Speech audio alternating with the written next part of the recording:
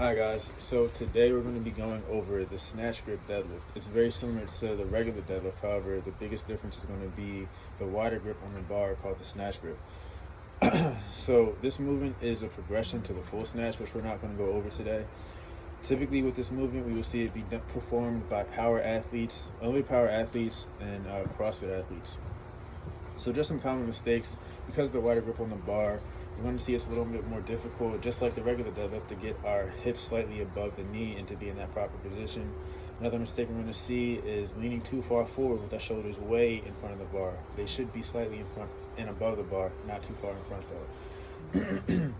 though.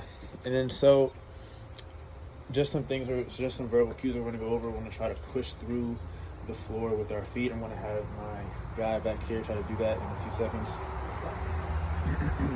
And another thing we want to do, excuse the sound, another thing that we want to do is lift with the head and neck first instead of the hips and the butt. Just like I said before, it's going to be kind of awkward at first because of that wider grip, but we still want to lift with our head and our neck first. So now I'm going to have my guy back here try to perform 3 to 5 repetitions of it, and we're just going to walk him through it and critique him and see if there's any mistakes that we want him to work on.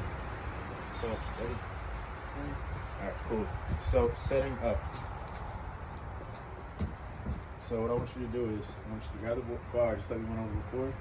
I want you to have the bar above your shoelace line at a wide grip. He is a little shorter, so he won't have to grab at the ends of the bar. However, there are a few landmarks. There are 2 rings, and I want him to put his index finger on those 2 landmarks. A little wider. Good. Alright, so right now we can see that his hips are way too high and his back is too far lean forward. It's too horizontal. So what we want him to do is we want to tell him, hey look bro, you want your shoulders are in a good position and slightly in front of the bar. However, we want you to lower your hips and we want to keep your back a little more straight up. There we go, cool. We want you to look forward about at a 45-degree angles.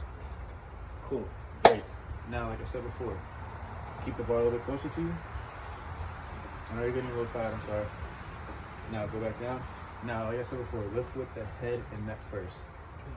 Go. Stop, come back down. Now, I did that because we want him to get used to getting the bar off the ground and seeing what it feels like. So, like I said, your back is a little hunched over. I know you're a little fatigued right now, but I want you to do it again. This time, I notice you know how it feels, so come up again and do the full movement. Okay. So, very good. Head and neck first, come up. Now, when you come up, that was really good. One thing I want you to do, look at me, is when you come up, I want you to kind of push through with your hips. Alright? That's very good.